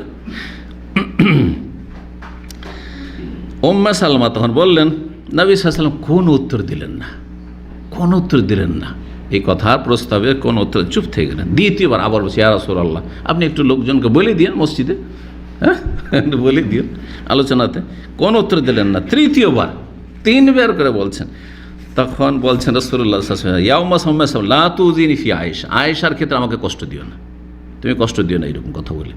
ফাইন্নাহু ওয়াল্লাহি, আল্লাহর কসম করে বলছে, মা নাযালা আলাইয়াল ওয়াহি ওয়া আনা ফি লিহাফি ইমরাতিন মিনকুন্না গায়রাহা, এই লিহাফ শব্দ দিল, দেখলেন, লিহাফ আয়েশা রাদিয়াল্লাহু তাআলা আনহা ছাড়া কারো লেহাফে আমির বা লেপে আমি থেকেছি আর বা তার ঘরে থেকেছি, এক বিছানায় শুয়ে থেকেছি আর ওহী এসছে এমনটা হয়নি। একমাত্র তার সাথেও শুয়ে আছি আর জীবলায় এসে হাজির ওহীটি। এত বড় তার মর্যাদা, আর তার ক্ষেত্রে তোমরা বলছো না না না ওর বাড়িতে কেন প্রতিদিন আসবে, আমাদেরও আসবে, এ কথা বলে দেন সাহাবায়ে কেরামদেরকে, এটা এই বলে আমাকে কষ্ট দিও না। সহিহ বুখারীতে হাদিস রয়েছে। জি, 5 নম্বর বৈশিষ্ট্য হচ্ছে যে নবী সাল্লাল্লাহু আলাইহি সাল্লাম আয়েশা রাদিয়াল্লাহু তাআলা আনহাকে অত্যন্ত ভালোবাসতেন, এবং ভালোবাসা যখন খুবই ভালোবাসা থাকে তখন মানুষে ভালোবাসাকে লুকিয়ে রাখতে পারে না, বলতে বাধ্য হয় মানুষের সামনে। কেমন ধরনের ভালোবাসা হইলে মানুষ শুধু ভালোবাসাকে লুকিয়ে রাখতে পারে না, সাথী বন্ধুদের সাথে বা যারা ঘনিষ্ঠ আছে তাদের সাথে আলোচনা করে।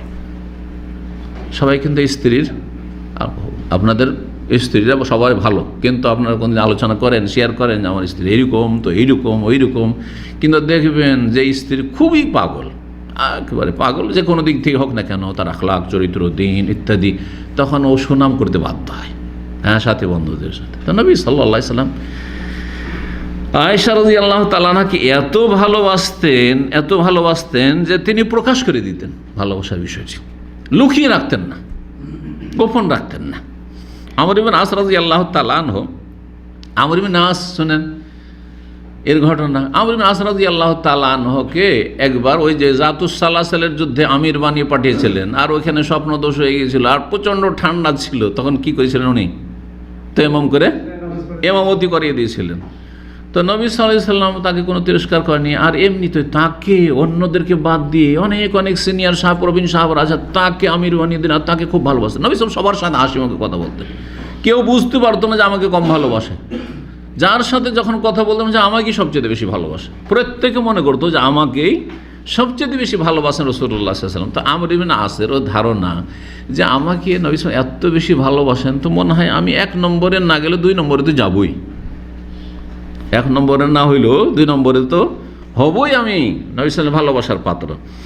তখন জিজ্ঞেস করছেন, ওই হাদিসটা এখানে আছে, আইয়ুন নাস আহাব্বু ইলাইকা ইয়া রাসূলুল্লাহ, হে আল্লাহর রাসূল আপনার কাছে সবচেয়ে প্রিয় ব্যক্তি কে? কাল আয়েশা, আয়েশা রাদিয়াল্লাহু তাআলা সবচেয়ে প্রিয়, লুকিয়ে রাখার কি নয়, সাহাবীদেরকে বলে দিন আয়েশা রাদিয়াল্লাহু সবচেয়ে প্রিয়। কালা মিনার রাজা, ভাবলেন যে তো মহিলার নাম নিয়ে, আমার উদ্দেশ্য হচ্ছে আমার নামটা যাতে বলে, উদ্দেশ্য আমার ইবনে আসে যে আমার নামটা যাতে বলে। তখন বলছেন মিনার রেজাল, আমি পুরুষদের কথা জিজ্ঞেস করছি ইয়া রাসূলুল্লাহ, পুরুষদের মধ্যে আপনি কাকে সবচেয়ে বেশি ভালোবাসেন? ভাবছেন যে আমার নামটাই হয়তো আসবে, বলছেন আবু, হ্যাঁ তার বাপকে সবচেয়ে বেশি ভালোবাসি, আবু বকর সিদ্দিককে ভালোবাসি। তারপরে অন্য হাদিসে রয়েছে যে তারপরে জিজ্ঞেস করলাম, তো বলছে উমার, তাই ওসমান, তো আমি বলছি আর বেশি জিজ্ঞাসা করো, না হলে আমার কোনো সিরিয়ালই আসবে না, কোনো সিরিয়ালই পড়বো না। যে সহিহ বুখারীতে, সহিহ মুসলিম হাদিস রয়েছে, তিরমিজিতে রয়েছে। এখানে শুধু আবু বকর সিদ্দিক রাদিয়াল্লাহু তাআলা আনহু সম্পর্ক রয়েছে। 6 নম্বর বৈশিষ্ট্য হচ্ছে যে আয়েশা রাদিয়াল্লাহু তাআলা আনহাকে ভালোবাসা, আয়েশা রাদিয়াল্লাহু তাআলার ভালোবাসা প্রত্যেক নবী সাল্লাল্লাহু আলাইহি ওয়াসাল্লামের উম্মতের জন্য ফরজ যে ভালোবাসবেন। জি, আপনি যদি রসুলকে ভালোবাসেন তো সেই ভালোবাসারই অন্তর্ভুক্ত হচ্ছে রাসূলুল্লাহ সাল্লাল্লাহু আলাইহি ওয়াসাল্লামের সহধর্মীদেরকে ভালোবাসা। আর বিশেষ করে এমন উম্মুল মুমিনিন, এমন সহধর্মী নবী সাল্লাল্লাহু আলাইহি ওয়াসাল্লামের যার সম্পর্কে ইসলামের দুশমন, মুনাফিক, রাফেজি, শিয়ারা সবচেয়ে বড় শত্রু, যখন তারা ধর্মীয় শত্রু এই আয়েশা রাদিয়াল্লাহু তাআলা আনহার সবচেয়ে বেশি, তাহলে আহলে সুন্নতের জন্য ফরজ হচ্ছে সবচেয়ে বেশি ভালোবাসা থাকে। জি, আর আপনি নিজেকে সুন্নি বলছেন, আর আপনি যারা নবী সাল্লাল্লাহু আলাইহি ওয়াসাল্লামের বিবিদের সম্পর্কে এমন খারাপ মন্তব্য করে, তাকফির করে, কাফের বলে, আর অসতী বলে, তাদের সাথে আপনাদের আত্মীয়তা, তাদের সাথে ভালোবাসা, তাদের সাথে মিত্রতা, আশা করি বুঝতে পারছেন। আমাদের দেশে এই যে জামাতি আর ইখওয়ানি যারা রয়েছে, আর মেসরের ইখওয়ানি যারা রয়েছে, এই ইখওয়ানি জামাতিদের বন্ধুত্ব সুন্নিদের চাইতে শিয়াদের সাথে বেশি, এটা কোনো অস্পষ্ট নয়। এই জন্য খোমেনি যখন প্রথম তার বিপ্লব নিয়ে আসলো, ফ্রান্সে তো বিতাড়িত ছিল, নির্বাসিত ছিল, সেখান থেকে তাকে নিয়ে আসা হলো, আর তাকে বসানো হলো, আর বিপ্লব নিয়ে আসলো সেখানে। তারপরে প্রথম অভিনন্দন জানাতে কারা গিয়েছিল? দেওবন্দিরাও যায়নি, আহলে হাদিসও যায়নি, হ্যাঁ, আর এমনকি বেরলভি জানি গিয়েছে এই জামাত ইসলামীরা, ইখওয়ানিরা গেছে, মিশর থেকে ইখওয়ানিরা গেছে, ভারত থেকে জামাত ইসলামীরা গিয়েছে, পাকিস্তান থেকে জামাত ইসলামীরা গিয়েছে, এরাই গেছে। এইসব নেতারা গিয়ে তাকে মোবারকবাদ পেশ করেছে। আর তারপরে আপনাদের বড় বড় বক্তা থেকে শুনেছেন, ওই জামাতি বক্তাদের থেকে, যে আমাদের দেশে ওই রকমই আন্দোলন করতে হবে আর ওই রকম বিপ্লব নিয়ে আসতে হবে যেই রকম বিপ্লব, হ্যাঁ, ইমাম খোমেনি নিয়ে এসেছে ইরানে। ইরান আর ইরানের বিপ্লব তাদের আদর্শ। এসব ওয়াজ শুনেননি এককালে? এগুলি ছিল ইসলামিক ওয়াজ আর তফসিরুল কোরআন মাহফিল ছিল সব। জি, তো নবী সাল্লাল্লাহু আলাইহি সাল্লামের সহধর্মী আয়েশা রাদিয়াল্লাহু তাআলা ভালোবাসা প্রত্যেকের ফরজ। কারণ ফাতেমা রাদিয়াল্লাহু তাআলা আনহাকে রাসূলুল্লাহ সাল্লাল্লাহু আলাইহি ওয়াসাল্লাম একবার বললেন, আলাস্তে তুহিব্বিনা মা উহিব্বু, ফাতেমা আমি যাকে ভালোবাসি তুমি তাকে ভালোবাসো না? জিজ্ঞেস করছেন, আমি যাকে ভালোবাসি তাকে তুমি ভালোবাসো না? সৎমা স্বাভাবিক একটা দূরত্ব থাকতে পারে, হ্যাঁ থাকতে পারে, যাতে করে এটা না হয়, এটা না হয় তো আমার মা না, ওটা তো সৎমা, এমনটা যাতে না হয়। আলাস্তে তুহিব্বিনা মা উহিব্বু, যা ভালোবাসি বা যাকে ভালোবাসি তুমি তাকে ভালোবাসো না? কালাত বালা, ফাতেমা রাদিয়াল্লাহু বললেন অবশ্যই ভালোবাসি। কালাফা আহিব্বি হাজি, যখন এই কথায় তুমি একমত যে আমি যাকে ভালোবাসি, আমি যেটা ভালোবাসি সেটাই তুমি ভালোবাসো, তাহলে একে তুমি ভালোবাসো। দেখাচ্ছেন আয়েশার দিকে ইশারা করে বলছেন আয়েশাকে তুমি ভালোবাসো। হ্যাঁ, আমার ভালোবাসাকে তুমি যদি ভালোবাসো, আমি যাকে ভালোবাসো, তাহলে আয়েশাকে ভালোবাসো বলছেন। ফাহিব্বি হাজি, সহিহ মুসলিমের 1891 নম্বর হাদিস, নাসাইতে রয়েছে আর সহিহ বুখারীতেও রয়েছে মর্মে। জি, 7 নম্বর বৈশিষ্ট্য হচ্ছে যে আয়েশা সিদ্দিকা রাদিয়াল্লাহু তাআলার ভালোবাসা হচ্ছে রাসূলুল্লাহ সাল্লাল্লাহু আলাইহি ওয়াসাল্লামের ভালোবাসার অন্তর্ভুক্ত, যেটা আগের হাদিস থেকে। যে আয়েশাকে ভালোবাসলো সে নবীকে ভালোবাসলো। জি, আর যে নবীকে ভালোবাসলো সে আল্লাহকে ভালোবাসলো। যে নবীর সাল্লাল্লাহু আলাইহি ওয়াসাল্লামের আনুগত্য করলো সে আল্লাহর আনুগত্য করলো। মান ইউতির রাসূল ফাকাদ আতা আল্লাহ। 8 নম্বর বৈশিষ্ট্য হচ্ছে যে নবী সাল্লাল্লাহু আলাইহি ওয়াসাল্লাম একমাত্র একজন কুমারী বিয়ে করেছেন, তিনি হচ্ছেন আয়েশা রাদিয়াল্লাহু তাআলা আনহা। আর কেউ কুমারী ছিলেন, হয় বিধবা না হয় তালাকপ্রাপ্ত, যেন একটু আগে বলছিলাম। সহিহ বুখারীতে হাদিস রয়েছে, আন্না রাসূলুল্লাহ সাল্লাল্লাহু আলাইহি ওয়াসাল্লাম ইয়াতাজাওয়াজ বিকরান গায়রাহা, আয়েশা ছাড়া আর কোনো কুমারী নবী সাল্লাল্লাহু আলাইহি ওয়াসাল্লাম বিয়ে করেননি। তো নবী সাল্লাল্লাহু আলাইহি ওয়াসাল্লাম যদি ভোগবিলাসী হবেন আর নারী আসক্ত হবেন, নাউজুবিল্লাহ, এগুলো হচ্ছে মোনাফিকদের কথা, কিন্তু নাস্তিকদের কথা বা ইসলামের যে বাইরের বা ঘরের দুশ্মনদের কথা, আর এগুলো লিখনি তাদের। তাহলে নবী সাল্লাল্লাহু আলাইহি ওয়াসাল্লাম সারা জীবন চলে গেল, আর এত তার খ্যাতি ছিল, জাহিলি যুগ থেকে এত খ্যাতি ছিল আসাদিকুল আমিন কাফেরদের কাছে, তিনি কত সুন্দরী আর কুমারী বিয়ে করতে পারতেন, কেন করেননি? আসল যৌবনে সমস্ত আসল যে বয়সগুলি, সব বয়সগুলি পার হয়ে গেলে একটা বুড়ি মানুষকে নিয়ে, খাদিজা রাদিয়াল্লাহু তাআলা আনহাকে নিয়ে, তারপরে বিয়ে করলেন, সেটা ওই রকমই বয়সিকা, হ্যাঁ, সাউদা রাদিয়াল্লাহু তাআলা, ঠিক আছে। তারপরে তখন বিয়ে করে আবু বকর সিদ্দিক রাদিয়াল্লাহু তাআলা আনহর মেয়েকে আয়েশাকে, তখন নবী সাল্লাল্লাহু আলাইহি ওয়াসাল্লামের বয়স কত হয়ে গেছে? হ্যাঁ, 50 কেন হবে? হিজরত করে, হ্যাঁ, কি হয়েছে?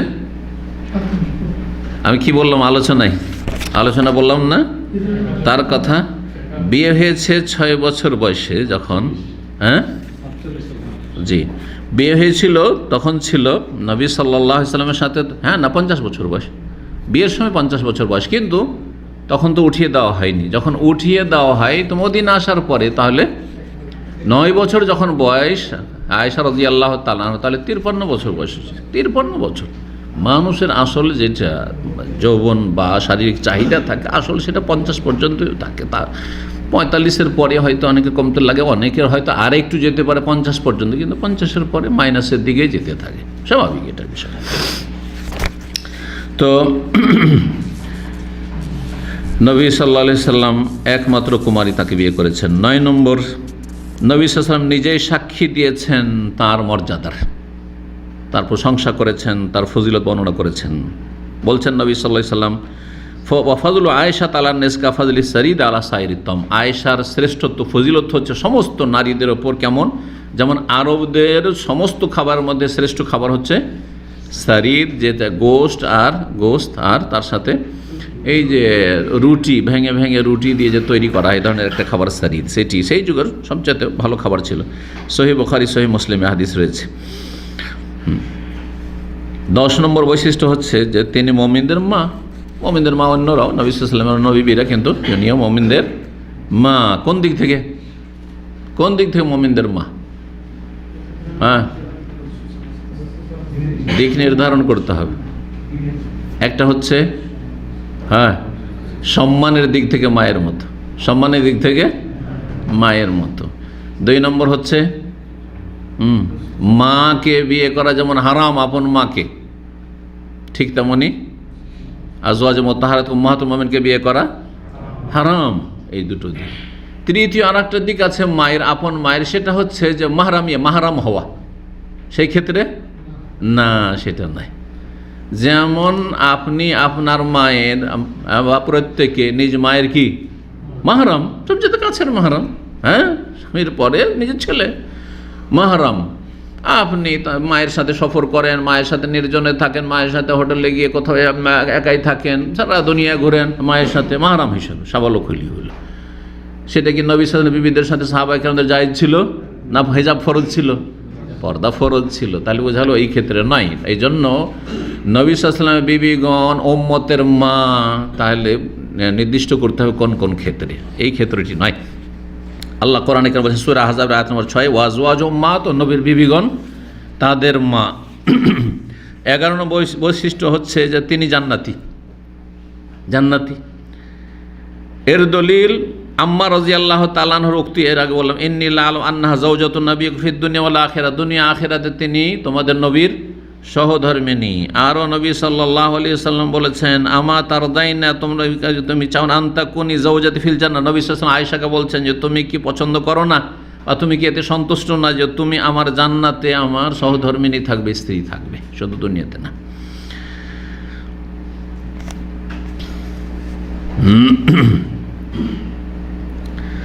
বারো নম্বর বৈশিষ্ট্য হচ্ছে যে মা আয়েশা রাদিয়াল্লাহু তাআলা পুরো মুসলিম উম্মার জন্য বরকতময়, বরকতপূর্ণ, মুবারাকা। আর এই সাক্ষী সাহাবী উসাইদ বিন হুযায়র রাদিয়াল্লাহু তাআলা দিয়েছেন। ঘটনা কি ছিল? মা আয়েশা রাদিয়াল্লাহু তাআলা হার হারিয়েছে কিন্তু সফরে। কয়বার জানেন? 2 বার হারিয়েছে। একবার মালা হারাইলো তো মিথ্যা অপবাদ লাগলো। কিসের? এই যে গোলমাল হয়েছে, যখন পিছিয়ে থেকে গেলেন আর সবাই চলে এসছে, আর সাফওয়ান বিন মুআত্তালের সাথে আসতে হলো। সূরা নূরে বেশ কিছু আয়াত নাজিল করে আল্লাহ রাব্বুল আলামিন তার সতী সাধ্য হওয়ার ঘোষণা করলেন কোরআনে কারীম দিয়ে। এটি একটি বিষয়। আর আরেকবার হার হারিয়েছিল, হ্যাঁ, আর সে হারটি পাওয়া গেছিল। সে হারটি কোথায় পাওয়া গেছিল? হারটা পড়েছে আর ওঁট বসে গেছে ওর উপরে। ফাবা আসনাল বাইরা ফাওয়াজাল ইকদা তাহতা, উঁটটাকে উঠালাম, যে নিরাশ হয়ে গেলাম, আর তো খুঁজে গোটা মাঠ খুঁজে ফেলে দিলাম, পেলাম না। ফাবা আসনাল বাইরা, উঁটটাকে দাঁড় করলাম, তো দেখছি যে উঁটের পেট তলায় পড়ে আছে। জি, তাই নবী সাল্লাল্লাহু গায়েব জানতেন? যদি নবীকে আলেমুল গায়েব যে বেরুলিরা বলছে, তো নবীর মানহানি করেন না? এতগুলি সাহাবায়ে কেরামকে নিয়ে খেলতামাশা করছেন। নবী জানছেন গায়েব, তো সব কিছু জানছেন। পেটের তলায় উঁটের হারাইবে কেন? যদি হারিয়েও যায় তো নবী সাল্লাল্লাহু আলাইহি ওয়াসাল্লাম তো ওইখানে পড়ে আছে, হারাম কি? আমি তো জানছি সব, আমি তো সব দেখছি, হাজির নাজির, আমি আলেমুল গায়েব, তাই না? না, নবী সাল্লাল্লাহু আলাইহি ওয়াসাল্লাম গায়েব জানছেন, তারপরে চুপ থাকছেন। উটের পেটের তলে পড়ে আছে তাও জানছেন, চুপ থাকছেন, আর এত হয়রান করছেন। আর শুধু হয়রান নেই, তারপরে ফজর হয়ে গেল, পানি নেই, কিছুই নেই, বিনা উজুতে নামাজ। কেউ নামাজ পড়লো, কেউ নামাজ পড়লো না বিনা উজুতে, এদিকে সূর্য উঠেছে। হ্যাঁ, এইভাবে পরেশান করবে নবী সাল্লাল্লাহু আলেমুল গায়েব হলে। তাহলে কি বোঝা গেল যে নবী সাল্লাল্লাহু আলেমুল গায়েব নন? আল্লাহ যতটা জানিয়েছেন ততটাই জানেন। তো আরেকবার যা হারিয়েছিল সেখানে তায়াম্মুমের বিধান নাযিল হয়েছিল। তায়াম্মুমের বিধান, তায়াম্মুম ছিল না, কি করতে হবে? উযুই করতে হবে, কোনো আর অন্য অপশন নেই, এটাই ছিল, তাই না? কিন্তু যখন এমন জায়গাতে থেমে যেতে হলো যে সেখানে তাদের কাছেও পানি নেই আর ওইখানেও পানি নেই, ফাসাল্লাউ বিগাইরি উযুন, বিনা উযুতে এমনিতে নামাজ পড়তে হলো। ফালাম্মা আতাউ রাসূলুল্লাহ সাল্লাল্লাহু আলাইহি ওয়াসাল্লাম শাকা যালিকা, রাসূলের কাছে এসে তার অভিযোগ করলো, ইয়া রাসূলুল্লাহ, এরকম হলো। ফানাজালাত আয়াতুত তায়াম্মুম, তায়াম্মুমের আয়াত নাযিল হয়ে গেল। তখন উসাইদ বিন হুযায়র এসে আবু বকরকে মোবারকবাদ পেশ করছেন, বলছে যে আবু বকর, তোমার বংশের একটি বরকত না, আমরা বহু বরকত পেয়েছি। মাহিয়া বে আউয়ালু বারাকাতিকুম, মাহিয়া বে আউয়ালে বারাকাতিকুম ইয়া আবু বকর ইয়া আলা আবু বকর, হে আবু বকর, আবু বকরের পরিবার, হে আবু বকরের বংশ, আবু বকর সম্বন্ধে বলছে যে আপনার বংশের এটি প্রথম বরকত নয়, এর আগেও বরকত পেয়েছি, বহু বরকত আপনাদের ওসিলাতে।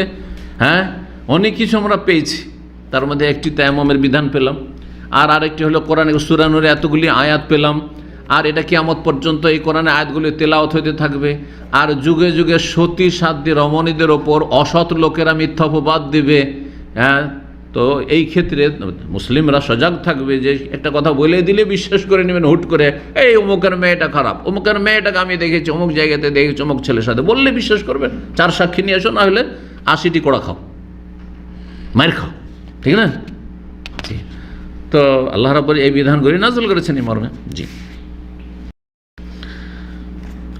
13 নম্বর বৈশিষ্ট্য হচ্ছে যে নবী সাল্লাল্লাহু আলাইহি ওয়াসাল্লাম যখন শেষ সময়ে অসুস্থ হয়ে পড়লেন, হ্যাঁ, অন্তিম অসুস্থতা, সেই সময় নবী স্যার মনের আকাঙ্ক্ষা কী ছিল, কি বলছিলেন? আইনা নাগাদান, আচ্ছা বলো তো, অন্যের বাড়িতে আছেন, কারণ পালা অন্যের চলছে, অন্য স্ত্রী চলছে, বলছে আচ্ছা কালকে কার পালা আছে, কালকে কার বাড়িতে থাকবো, কালকে কার বাড়িতে থাকবো। উদ্দেশ্য কী ছিল? যে আমি কি বেঁচে থাকতে আয়েশার বাড়ি পৌঁছিতে পারবো কি না, একবার তাকে দেখতে পাবো কি না, তার কাছাকাছি থাকতে পাবো কি না শেষ সময়। কারণ অল্প বয়স, 18 বছর বয়স, এখন 9 বছরে তো দেখা সাক্ষাৎ হলো, তাই না?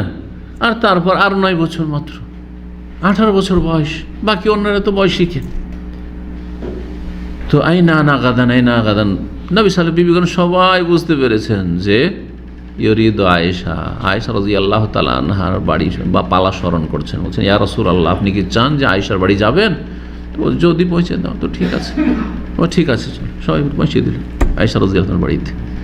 তো নবী সাল্লাল্লাহু আলাইহি সাল্লাম এই মর্যাদা দিয়েছেন যে আমি যাতে করে আয়েশার বাড়িতে শেষ সময়গুলি কাটাতে পারি। যে সহিহ বুখারীতে, সহিহ মুসলিমে হাদিস রয়েছে, আইনা নাগাদান, আইনা নাগাদান, এই বলছিলেন নবী সাল্লাল্লাহু আলাইহি সাল্লাম। 14 নম্বর বৈশিষ্ট্য হচ্ছে রাসূলুল্লাহ সাল্লাল্লাহু আলাইহি সাল্লামের ইন্তেকাল হয়েছে মায়েশার কক্ষে, মায়েশার বাড়িতে, আর সেখানেই দাফন হয়েছে, সেখানেই দাফন হয়েছে হুজরায় আয়েশা রাদিয়াল্লাহু তাআলা আনহা। যেমন সহিহ বুখারী হাদিস, এর আগে সিরাতুন নবীতে শুনিয়েছে ইন্তেকালের সময় আল্লাহর নিয়ামত হচ্ছে ইন্না মিন নিয়ামিল্লাহি আলাইয়া আন্না রাসূল তুফিয়া ফি বাইতি, আমার বাড়িতে ইন্তেকাল হয়েছে, অফি ইয়াউমি, আমার পালার দিনে, অন্যের পালার দিনে নয় যে আমাকে তারা দান করেছে, বরং আমার যেই দিন পালা, যেই বারে পালা পড়ে ওই দিনে ইন্তেকাল হয়েছে। আর আমার এই যে থুতনি রয়েছে আর আমার যে বক্ষ রয়েছে এর মাঝখানে তার ইন্তেকাল হয়েছে, মানে এই অবস্থায়। জি, 15 নম্বর বৈশিষ্ট্য হচ্ছে যে আয়েশা রাদিয়াল্লাহু তাআলা আনহাকে কেউ যদি কষ্ট দেয় তাহলে সেটি রাসূলুল্লাহ সাল্লাল্লাহু আলাইহি ওয়াসাল্লামকে কষ্ট দেওয়া হইল, আর যদি আয়েশাকে কেউ ভালোবাসে তাহলে রাসূল সাল্লাল্লাহু আলাইহি ওয়াসাল্লামের ভালোবাসা প্রমাণ হইল। এই মর্মে যে হাদিসটি এর আগে উল্লেখ করেছি, আর ফাতেমা রাদিয়াল্লাহু তাআলা আনহা সম্পর্কে উল্লেখ করেছি। হ্যাঁ, যে দেখো লা তুযিনি ফি আয়েশা, আয়েশার ক্ষেত্রে আমাকে কষ্ট দিও না। বলেছেন উম্মে সালমা রাদিয়াল্লাহু তাআলা ফাতেমাকে কি বলছেন যে ইয়া বুনাইয়াতা, হে আমার প্রিয় কন্যা, আতো হিব্বিনা মা উহিব্বু, যাকে আমি ভালোবাসি তুমি ভালোবাসো কিনা? বলছে হ্যাঁ, ফাহিব্বি হাজিকে ভালোবাসো। জি, সহিহ মুসলিমের হাদিস। 16 নম্বর, নবী সাল্লাল্লাহু আলাইহি ওয়াসাল্লাম সাক্ষী দিয়েছেন, এই নবীর সাক্ষী আয়েশা রাদিয়াল্লাহু তাআলা আনহা সম্পর্কে যে তার মধ্যে কল্যাণ রয়েছে, তার মধ্যে কল্যাণ রয়েছে, কোনো অকল্যাণ নেই। যখন মুনাফিকরা এই মিথ্যা চর্চা করলো নবী সাল্লাল্লাহু আলাইহি সাল্লামের সহধর্মিণী সম্পর্কে, যে তিনি তার সতীত্ব হারিয়েছেন, হ্যাঁ, তার চারিত্রিক দোষ রয়েছে ইত্যাদি, আউযুবিল্লাহ, তখন নবী সাল্লাল্লাহু আলাইহি ওয়াসাল্লাম একবার খুতবায় উঠলেন, বলে ইয়া মাশারা মুসলিমিন, হে মুসলিমগণ, মাইয়াযুরনি মিন রাজুলিন, সেই ব্যক্তি সম্পর্কে আমাকে কি মাজুর মনে করবে, কাদ বালাগানি আযাহু ফি আহলি বাইতি, যেই ব্যক্তি আমাকে আমার পরিবারের ক্ষেত্রে কষ্ট দিয়েছে। জি, মুনাফিক, ফাওয়াল্লাহি, আল্লাহর কসম করে বলছি, মা আলিমতু আলা আহলি ইল্লা খায়রান, আমার পরিবার আয়েশা সম্পর্কে আমি খায়ের ছাড়া, ভালো ছাড়া কিছু জানি না, তার নেগেটিভ কিছু জীবনে আমি পাইনি। তাহলে এই সার্টিফিকেট রাসূলুল্লাহ সাল্লাল্লাহু আলাইহি ওয়াসাল্লাম দিয়েছেন। কিন্তু যেহেতু এত তারা এই রটিয়েছে, কথাটি অপপ্রচার চালিয়েছে, নবী সাল্লাল্লাহু আলাইহি ওয়াসাল্লাম বলেছেন মানুষ কি জানি কি হয়, সুতরাং অপেক্ষা আছেন আল্লাহর ফয়সালায়। আল্লাহর ফয়সালা অপেক্ষা করতে করতে 1 মাস পার হওয়ার পরে ওহী নাজিল হল, আর আল্লাহ রাব্বুল আলামিন ঘোষণা করে দিলেন যে আয়েশা রাদিয়াল্লাহু তাআলা আনহা সতী, আফিফা, সতী সাধ্বী। 17 নম্বর বৈশিষ্ট্য হচ্ছে যে নবী সাল্লাল্লাহু আলাইহি ওয়াসাল্লাম তার অত্যন্ত লক্ষ্য রাখতেন, যেহেতু কচি বয়সের, খুব বেশি খেয়াল রাখতেন যে সে কী চায়। হ্যাঁ, ছোটো বয়সে একটু খেলামি থাকে না, খেলামি থাকতে পারে অল্প বয়সে, ছেলে হোক আর মেয়ে হোক, খেলামি একটা থাকে। তো মা আয়েশা রাদিয়াল্লাহু তাআলা আনহা যখন ছোট, বিয়ে হয়েছে, তখন ওই ছোট ছোট পুতুল নিয়ে খেলা করতেন। জি। আর বলছেন এই মর্মে যে আন্নাহা কানাত তালাবু বিল বানাত ইনদা রাসূলুল্লাহ সাল্লাল্লাহু আলাইহি ওয়াসাল্লামের বাড়িতে আসলো, যেন এবছরে আসছেন, তাও ওই সব পুতুল একটু নিয়ে খেলা করতেন। কালাত ওয়া কানাত তাতিনি সাওয়াহিবি, মা আয়েশা বলছেন যখন আমি ওই সব পুতুল নিয়ে খেলা করতাম, তো আমার যেসব ওই ইগুলি ছিল, বান্ধবীগুলি ছিল, সেগুলিও চলে আসতো আমার কাছে খেলতে একটু। হ্যাঁ, ফাকুন্না ইয়ানকামিনা মিন রাসূলিল্লাহ সাল্লাল্লাহু আলাইহি ওয়াসাল্লাম, যখন দেখতেন যে রাসূলুল্লাহ সাল্লাল্লাহু আলাইহি ওয়াসাল্লাম বাড়িতে চলে এসেছেন, তখন সব লুকিয়ে যেত। আমাদের দেশে গ্রামাঞ্চলে ছোটো ছোটো মেয়েদের একসময় এত লজ্জা ছিল যে একজন কাউকে দেখলে আছে কোথায় যে লুকিয়ে গেল আর খুঁজে পাওয়া যায় না। আরে এখন তো কোনো ব্যাপার না, চোখে চোখ মিলিয়ে কথা। বলতো ফাকানা রাসূল ইউসাররিবুহুন্না লি, নবী সাল্লাল্লাহু আলাইহি ওয়াসাল্লাম বলতেন, না তোমরা পালাচ্ছ কেন, খেলাধুলা করো বলতেন। এসব খেয়াল রাখতেন নবী সাল্লাল্লাহু আলাইহি ওয়াসাল্লাম। আরও খেয়াল রেখেছেন মা আয়েশা রাদিয়াল্লাহু তাআলা একবার ওই হাবাসার লোকেরা, কালো লোকেরা সব খেলাধুলা করছিল, মসজিদের বারান্দায় খেলা করছিল, ঈদের দিন ছিল, লাঠি নিয়ে খেলছিল, অস্ত্র নিয়ে খেলছিল, এইসব খেলা ঈদের দিনে তারা খেলছিল, একটু আমোদ ফুর্তি করছিল। তো ওই সময় আয়েশা রাদিয়াল্লাহু তাআলা আনহা যেহেতু অল্প বয়সী, আয়েশা রাদিয়াল্লাহু মনটা চাইছে একটু খেলাটা দেখি, তখন নবী সাল্লাল্লাহু আলাইহি ওয়াসাল্লাম দাঁড়িয়ে গেলেন, আর এখানে আয়েশা রাদিয়াল্লাহু তাআলা আনহা মুখটা লাগিয়ে দিলেন, দেখতে থাকলেন। যতক্ষণ নিজে থেকে না সরেছেন নবী সাল্লাল্লাহু আলাইহি ওয়াসাল্লাম নড়েননি ওখান থেকে। মন ভরে তুমি দেখে নাও, মন ভরে দেখো। জি, এত খেয়াল রাখতেন রাসূলুল্লাহ সাল্লাল্লাহু আলাইহি ওয়াসাল্লাম তার। জি, এই হাদিসও সহিহ বুখারীতে রয়েছে। 18 নম্বর বৈশিষ্ট্য হচ্ছে আয়েশা রাদিয়াল্লাহু তাআলা আনহার যে আল্লাহ রাব্বুল আলামিন স্বয়ং তার সতী সাধ্য হওয়ার ঘোষণা করেছেন কোরআনে কারিমে। জি, আর কোরআনে কারিমের আয়াত দিয়ে করেছেন। আয়েশা এই কথাই বলতেন যে আমি কল্পনা করি যে আমার ব্যাপারে কোরআন নাজিল হবে, আমি ভাবছি হয়তো নবী সাল্লাল্লাহু আলাইহি ওয়াসাল্লাম আল্লাহ তো একসময় স্বপ্নে দেখিয়ে দেবেন, আমি যেখানে নির্দোষী, তো এইরকম তো থাকবে না বিষয়টা অবশ্যই, তবে হয়তো ওহি স্বপ্নে জানিয়ে দেওয়া হবে যে না তোমার স্ত্রী ভালো, এতটুকু আমি আশা করছিলাম আল্লাহর কাছে। কিন্তু কোরআনের প্রায় 18-20টি আয়াত রয়েছে। জি, এত আয়াত নাযিল, ইন্নাল্লাযিনা জাউ বিল ইফকি উসবাতুম মিনকুম লা তাহসাবুহু শাররাল লাকুম বাল হুয়া খায়রুল লাকুম থেকে শুরু হয়েছে। জি, সূরা নূরে। তো আল্লাহ রাব্বুল স্বয়ং তার সতী সাধ্য হওয়া কি করেছেন, ঘোষণা করেছেন কোরআনে কারিমে, তার কালাম দিয়ে, কালামুল্লাহ কোরআনে কারিমের আয়াত দিয়ে। পক্ষান্তরে ইউসুফ আলাইহিস সালাম তো সৎ ব্যক্তি ছিলেন, ইউসুফ আলাইহিস সালামের ওপর তো দোষ আরোপ করেছিল না, মিথ্যা অপবাদ দিয়েছিল কে? যখন ওই জুলাইখা পারল না আজিজে মিসরের স্ত্রী, তখন মিথ্যা অপবাদ দিয়েছিল, যে আমাকে ইয়ে করছিল আর কি। তো তারপরে জেলে চলে যেতে হলো, তাই না? তো সে যে সৎ চরিত্রের, আর সে আর কোনো দোষ ছাড়া নির্দোষ, এ কথার জন্য কিন্তু আল্লাহ রাব্বুল আলামিন কোনো ওয়াহি বা এরকম কিছু করেননি। কি হয়েছে সেখানে? সাক্ষী ঘর থেকেই, ওই পরিবার, শাহেদু মিন আহলিহা, ও জুলাইখার পরিবার থেকে একজন সাক্ষী দিল। কি সাক্ষী দিয়েছিল?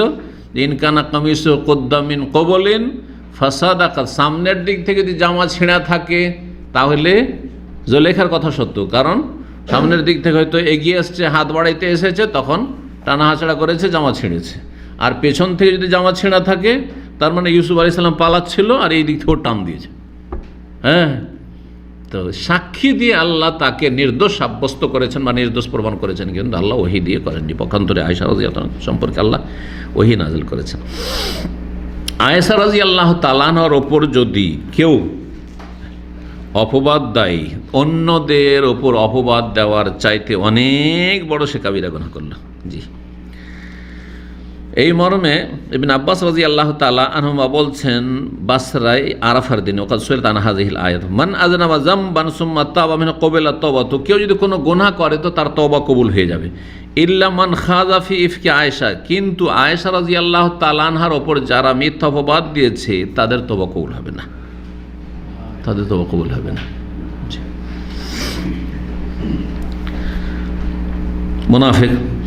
মুনাফিকের জন্য কঠিন শাস্তি রয়েছে।